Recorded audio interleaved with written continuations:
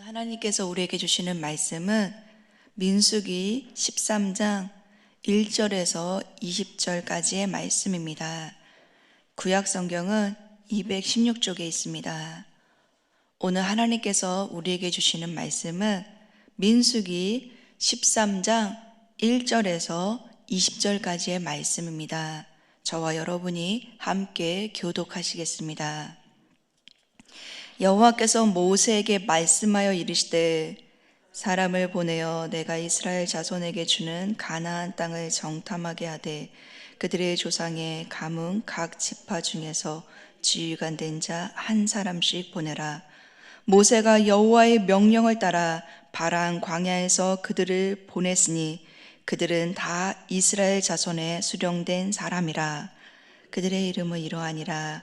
루벤 지파에서는 삭골의 아들 삼무하여, 시므온 지파에서는 호리의 아들 사밧이요, 유다의 지파에서는 여분네 아들 갈렙이요, 이사갈의 지파에서는 요셉의 아들 이갈이요, 에브라임 지파에서는 눈의 아들 호세아요, 베냐민 지파에서는 라브의 아들 발리요, 스불론 지파에서는 소디의 아들 갓디엘이요, 요셉의 지파 곧 므낫세 지파에서는 수시의 아들 갓디요, 단 지파에서는 그말리의 아들 암미엘이요, 아셀 지파에서는 미가엘의 아들 스두리요, 납달리 지파에서는 윕시의 아들 라비요, 갓 지파에서는 마기의 아들 구엘이니 이는 모세가 땅을 정탐하러 보낸 자들의 이름이라. 모세가 눈의 아들 호세아를 여호수아라 불렀더라. 모세가 가나안 땅을 정탐하러 그들을 보내며 이르되 너희는 내게 길로 행하여 산지로 올라가서 그 땅이 어떠한지 정탐하라. 곧 그 땅에 거민이 강한지 약한지 많은지 적은지와 그들이 사는 땅이 좋은지 나쁜지와 사는 성읍이 진영인지 산성인지와 토지가 비옥한지 메마른지 나무가 있는지 없는지를 탐지하라. 담대하라. 또 그 땅의 실과를 가져오라 하니 그때는 포도가 처음 익을 즈음이었더라. 아멘.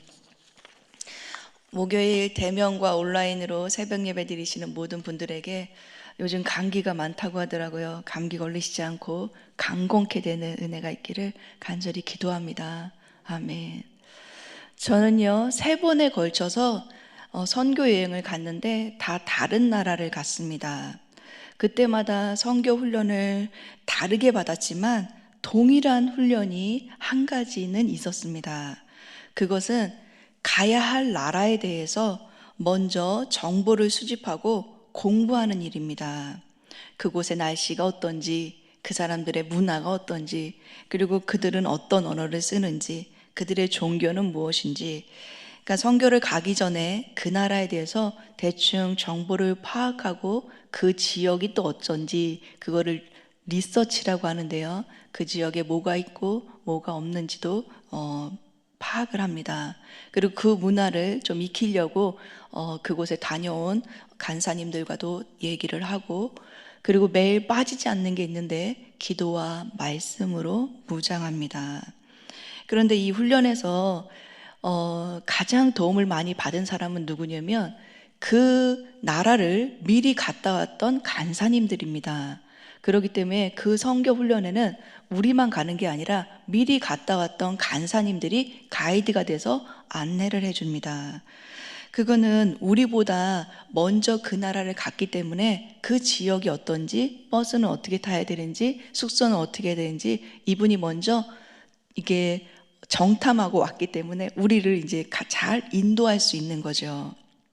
오늘의 본문 말씀의 정탐꾼도요, 그런 역할을 하는 겁니다. 먼저 이스라엘 백성들은 가나안 땅을 아무도 가보지 않았기 때문에 먼저 그 땅에 가본 사람들이 그들 이스라엘 백성들을 잘 이끌어주길 원했던 겁니다. 그래서 정탐꾼을 보낸 거예요. 첫째, 이스라엘 백성들은 정탐해야 할 가나안 땅을 위해 사람을 먼저 선택했습니다. 본문 2절의 말씀인데요. 우리 함께 읽어보시겠습니다. 시작. 사람을 보내어 내가 이스라엘 자손에게 주는 가나안 땅을 정탐하게 하되 그들의 조상의 가문 각 지파 중에서 지휘관된 자 한 사람씩 보내라. 아멘. 출애굽한 이스라엘 백성들은 가나안 땅을요, 지금 눈앞에 두고 있는 바란 광야에 진을 쳤습니다. 그런데 3절에 나오는 바란 광야는 병행 본문인 신명기 1장 19절에 보면 그 지명이 가데스 바네아로 나옵니다. 가데스 바네아는요, 바란 광야에 속했고 이곳은 보통 신광야에 있는 가데스로도 불리는 곳입니다. 그리고 본문 1절에 보실까요? 본문 1절에는 여호와께서 모세에게 말씀하여 이르시되 라고 기록되어 있어서 마치 하나님께서 가데스 바네아에서 정탐꾼을 보낸 것이 하나님으로 나와 있지만 신명기 1장 22절에 보면 이렇게 기록되어 있습니다. 제가 읽어드리겠습니다. 너희가 다 내 앞으로 나와 말하기를 우리가 사람을 우리보다 먼저 보내어 우리를 위하여 그 땅을 정탐하고 어느 길로 올라가야 할 것과 어느 성읍으로 들어가야 할 것을 우리에게 알리게 하자 하기에. 아멘. 그러니까 가데스 바냐에서 정탐꾼을 보낸 것은 이스라엘 백성들이 먼저 요청이 있었습니다. 가나안 땅을 앞두고 이스라엘 백성들은 아브라함과 이삭과 야곱이 약속했던 그 땅이 정말 대단한 건 알지만 그 땅에 대한 궁금함으로 먼저 사람들을 보낸 거죠. 그래서 가나안 땅을 말로만 들었기 때문에 그 땅이 어떠한지 그 땅을 먼저 정탐하고 싶었던 것입니다. 그래서 이스라엘 백성들은 모세에게 12명의 정탐꾼을 가나안에 보내어 그 땅을 먼저 정탐할 것을 요청했습니다. 그러자 모세는요, 그 이스라엘 백성들의 요청을 가지고 하나님께 가서 여쭤본 거예요. 그러니까 하나님께서 여쭤보고 지금은 그 하나님이 가라라는 명령이 떨어진 겁니다. 그래서 여호와께서 이제 모세에게 말씀하여 이르시되 너희를 위하여 사람들을 보내라 라고 말씀하고 있습니다. 그런데 개역개정에는 없지만요, 원문에는 본문 1절과 2절 사이에 너희를 위하여 라는 말이 있습니다. 그거는 이 정탐의 이 일정은 너희를 위한 거지 내가 원한 게 아니었다는 것도 있고요. 또 하나는 이스라엘 백성들이 원했기 때문에 하나님이 그걸 들어줬다라는 것도 있습니다. 그러니까 가나안의 정탐은요, 하나님께서 이스라엘 백성의 요구를 들으셔서 그들을 위해서 가나안 땅을 정탐하도록 허락하신 것입니다. 그 이유는 그들이 그 정탐한 땅을 보고 와서 이스라엘 백성들을요, 잘 이끌길 원했던 거죠. 그리고 가나안 땅은 이스라엘 백성에게 하나님께서 확실하게 줄 땅이기 때문에 이 사람들이 먼저 가서 어느 길로 올라가야 될지, 어느 성읍으로 들어갈지 정보를 얻고 돌아오면 또 들어갈 때 더 쉽게 들어갈 수 있으니까 허락하신 것 같습니다. 그래서 정탐꾼들은요, 각 지파의 지도자들로서 이스라엘의 젊은 지도자들을 선택했습니다. 그 이유는 가나안 정탐은 40일 동안 이루어지는데요, 그 정탐하는 일은 힘들기 때문에 젊은 지도자들을 선발하여 보냈던 것입니다. 그 명단이요 4절부터 16절까지 길게 나와 있습니다. 이처럼 하나님은요, 이스라엘 백성들의 요구를 들어주시는 분이십니다. 사랑하는 성도 여러분, 하나님은 하나님의 계획에 무조건적으로 강요하는 분이 아니십니다. 인간의 요구를 들으시고 이스라엘에게 정탐꾼을 뽑도록 허락하셨어요. 이처럼 하나님께서는 하나님의 계획을 무조건 따르라고 강요하시는 분이 아니십니다. 또 하나님은 인간 위에서 군림하는 분도 아니십니다. 하나님은 인간에게 자유의지를 주셨습니다. 그리고 인간의 요청에 귀 기울이시고 인간을 존중해 주셨어요. 하나님은 우리가 무엇을 하든 강요나 두려움이 아니라 자원함으로 기쁨으로 하길 원하셨습니다. 그래서 하나님을 인격적인 하나님이다 라고 말하는 거예요. 강요해서 끌고 가는 것이 아니라 우리가 이런 것들을 원해요. 그럼 하나님도 그렇구나 라고 지금 수용해주고 있잖아요. 인격적인 하나님은요, 무조건적인 복종을 강요하는 것이 아니라 자율적으로 결정할 수 있는 권한을 인간들에게 주셨습니다. 그러기에 오늘 본문에 등장하는 정탐의 지도자들은 지파별 결정에 따라 자체적으로 세운 사람들입니다. 즉, 이스라엘 공동체의 정탐 요청을 들으신 하나님께서는 그들에게 자율권을 주셔서 그들이 12명을 자체적으로 뽑을 수 있도록 허락하신 거지요. 그런데 여기서 중요한 사실이 있습니다. 자유의지에 따라 결정한 것은요, 그 책임이 인간에게 있습니다. 그래서 진정한 자유는 자기 책임이 따르는 것입니다. 사랑하는 성도 여러분, 이 가데스 바네아의 정탐 사건 이후 12명의 보고가 달랐습니다. 10명의 보고는 부정적이었고요, 2명의 보고는 긍정적이었습니다. 이 이스라엘 백성들은 이 정탐하고 돌아온 이후에요, 어떻게 되는지 아십니까? 부정적이고 원망했던 그 사람들은 그곳을 들어가지 못하고 40년이란 광야를 헤매게 되어 있습니다. 그러니까 인간 스스로 결정한 거였죠. 우리가 잘못한 선택에 대해서 우리는 하나님을 많이 오해하고 원망하는 것 같습니다. 하나님은 우리의 원망을 들을 대상이 아닙니다. 하나님은 우리에게 좋은 걸 주시기 원하세요. 하나님의 계획은 언제나 선합니다. 그런데 우리는 우리 욕심과 우리의 계획과 우리도 이걸 원한다고요. 우리는 이걸 원해요. 하나님 주세요. 하나님 주셔야 되는 거 아닙니까?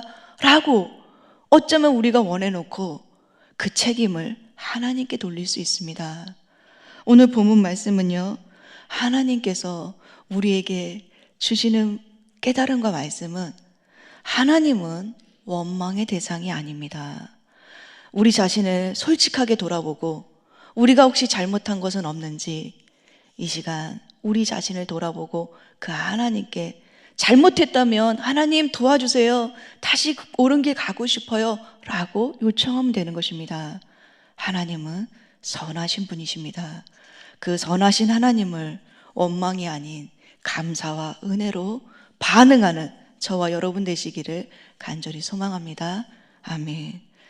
둘째, 정탐의 목적입니다. 본문 18절의 말씀인데요, 우리 함께 읽어보시겠습니다. 시작. 그 땅이 어떠한지 정탐하라. 곧 그 땅 거민이 강한지 약한지 많은지 적은지와. 아멘. 하나님께서는요, 어디로 가서 무엇을 어떻게 어떤 마음으로 정탐해야 할지를 이제 알려주십니다.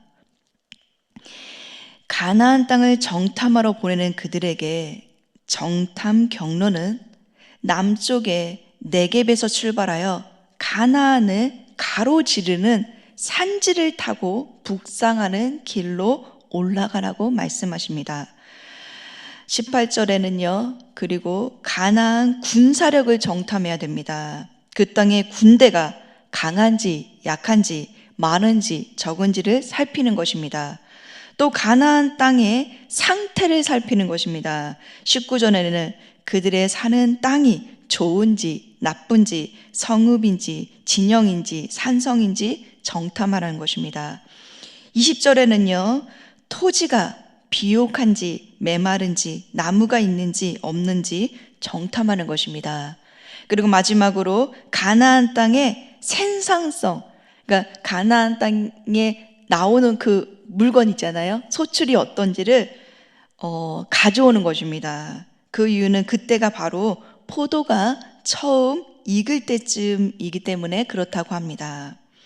그런데 우리가 주목해야 할 것은 20절의 말씀입니다. 20절에 주목해야 될 말씀을 담대하라입니다. 성경에는 담대하라는 뜻은 하나님의 약속을 믿고 겁 없이 용감하게 행하라 라는 의미가 있습니다. 그리고 담대함은요, 전투에서 승리의 전제 조건이 됩니다. 그리고 담대함은 하나님이 함께 하시고 약속하신 땅이니까 그 약속을 믿고 나아갈 때 생기는 것입니다. 가나안 땅은 이미 하나님께서요, 이들에게 주기로 약속한 땅입니다. 그러기에 하나님은 가나안 땅을 주시기로 약속한 것에 신실하게 지킬 것입니다. 하나님은요, 신실하신 분이니까요. 그러니 그 땅은 걱정과 두려움의 대상이 아닙니다. 이미 주어진 땅을 한번 정탐하러 가는 것이니 그 땅에 대해 두려워할 필요가 없었습니다. 근데 그들의 반응은, 정탐하고 온 사람들의 반응은요, 내일 보겠지만 두려워하고 악평하고 원망합니다. 하나님은요, 이 땅을 주시면서 이들에게 정탐을 허락하시면서 그 땅이 얼마나 좋은지, 내가 너희들에게 약속했던 게 봐라 얼마나 좋은지라고 확인시켜주고 싶었지만 정탐꾼들은 보이는 대로 반응했기 때문에 두려워서요, 믿음으로 담대하지 못했습니다. 그러기에 모세는 그 정탐꾼을 보내기 전에 담대하라 라고 말하고 있는 것입니다. 가나안 땅은 믿음으로 취하는 땅입니다. 가나안 땅에서 무엇을 보든 보이는 대로 반응하는 것이 아니라 약속을 믿고 믿음으로 반응해야 얻을 수 있는 땅이 가나안 땅입니다. 그 약속이 실현되려면 믿음과 용기, 담대함이 필요했던 것입니다. 그리고 정탐꾼의 사명은 가나안 땅이 축복의 땅이며 하나님이 약속의 땅인 것을 확인하고 그 땅 백성들에게 그 땅으로 인도하는 역할을 하는 게 이들의 사명입니다. 근데 이들의 부정적인 언어는 이스라엘 백성 전체를 힘들게 했습니다. 하나님은요, 이스라엘 백성들에게 그 마음을 담대하길 원하셨습니다. 그리고 약속을 믿고 그 믿은 것에 대해서 긍정적으로 반응하기를 원하셨습니다. 사랑하는 성도 여러분, 우리의 현실도 가나안 땅처럼 어렵고 두렵습니다. 우리가 예수님을 믿는다고 모든 일이 잘 풀리는 게 아닙니다. 병에 걸리지 않고 아프지 않고 정말 건강하게 믿는 사람들은 그렇게 사는 게 아닙니다. 우리가 천국 백성이라고 사업에 실패하지 않고 가정에 경제적인 어려움이 없는 게 아닙니다. 그러기에 현실적인 문제가 잘 해결되고 나면 신앙으로 돌아오겠다, 현실적인 문제가 잘 해결되고 그걸 잘 해주시면 믿겠다, 이런 생각과 마음은 내려놓으셔야 될 것 같습니다. 하나님은요, 예수 그리스도를 통해 우리에게 천국에 대한 비전과 분명한 약속을 해주셨습니다. 이 약속의 말씀들은 우리에게 하나님께서 많은 것들을 우리를 위해서 주길 원하시는 약속들이 많습니다. 그리고 하나님 나라에 대한 보증으로 성령님을 보내주셨습니다.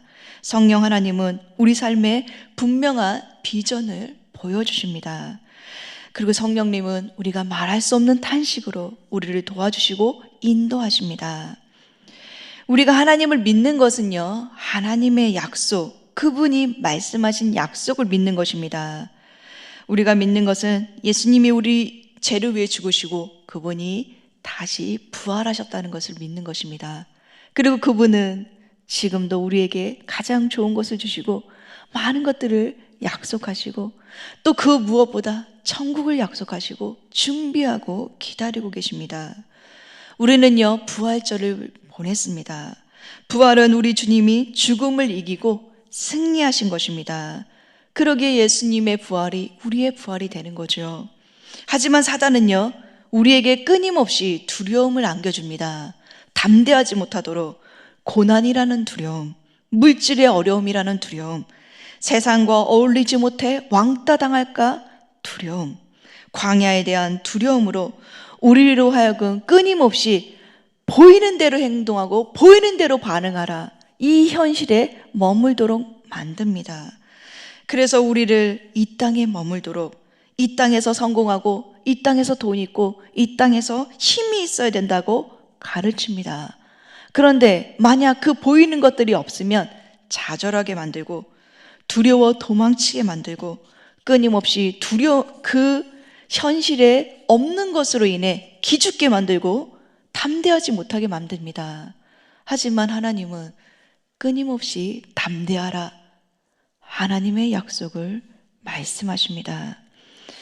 우리에게 필요한 것은요, 이 세상에 보는 대로 판단하고 보는 대로 부정적이고 보는 대로 내가 해석해서 그렇게 부정적으로 원망하는 말이 아니라 그 현실의 약속을 넘어서 일하시고 약속하시는 하나님을 보고 믿음으로 반응하길 원하십니다. 그러게 담대함은 하나님이 함께 하심을 믿을 때 생기는 거고 하나님의 약속을 믿을 때 생기는 겁니다. 담대함은 부활하신 하나님이 나와 함께 하심을 믿을 때 생기는 것입니다. 저도 많이 소심하고요, 두려운 사람이라 그런지 저는 이 말씀을 묵상하면서 담대하라는 말씀으로 하나님이 한 주간을 깨닫게 해주셨습니다. 두려움은 실체가 없습니다. 막연한 두려움일 수 있습니다. 걱정과 염려 속에 오는 두려움도 있습니다. 근데 실제적인 두려움도 있습니다. 그럴 때 그 두려움에 함몰되는 것이 아니라 우리는 그걸 가지고 주님께 나아가야 됩니다. 이미 죽음과 모든 것을 이기신 예수님은 우리를 도와주실 수 있습니다. 그렇기 때문에 예수 그리스도께서는요, 자신의 몸을 찢어서 담대하게 성소 휘장으로 나아가 하나님께 예배할 수 있도록 그 길을 열어놓으셨습니다. 우리가 세상에서 실패하건 우리가 세상에서 하나님 말씀대로 못 살았건 상관없습니다. 우리는 담대하게 다시 주일 예배에 나와서 하나님께 예배 드릴 수 있습니다. 왜냐하면 예수 그리스도께서 이미 그 일을 다 이루어 놓으셨기 때문에 그렇습니다. 우리가 담대하게 매 예배마다 실수해도 괜찮습니다. 하나님께 그 보혈을 의지하고 나아가 하나님께 예배하는 저와 여러분 되시기를 간절히 소망합니다. 아멘. 기도하겠습니다. 하나님 아버지, 보이는 현실에 두려워하며 반응하는 것이 아니라 하나님의 약속의 말씀을 믿고 담대하게 믿음으로 나아갈 수 있도록 용기를 주십시오. 우리의 시선이 현실을 정확하게 분석하고 판단하되 그것에 함몰되지 않고 하나님의 관점으로, 하나님의 시선으로, 하나님의 약속의 말씀을 믿는 믿음으로 현실을 볼 수 있도록 도와주십시오. 하나님, 보이는 것에 두려워하지 않고 부활하신 주님과 함께 담대한 믿음으로 나아갈 수 있도록 이끌어 주십시오. 하나님, 그리고 우리가 일주일의 삶에서 세상에서 실패했고 말씀대로 못 살고 하나님 마음에 아프게 했다는 것이 있다면, 그래서 하나님 정말 우리가 감히 하나님께 나올 수 없는 존재라는 것을 깨달았을지라도 예수 그리스도께서 흘리신 그 보혈의 가치를 믿고 담대하게 예배의 자리로 다시 나올 수 있도록 우리 삶 가운데 예배가 회복될 수 있도록 은혜 주시기를 예수님의 이름으로 간절히 기도합니다. 아멘. 들은 말씀을 가지고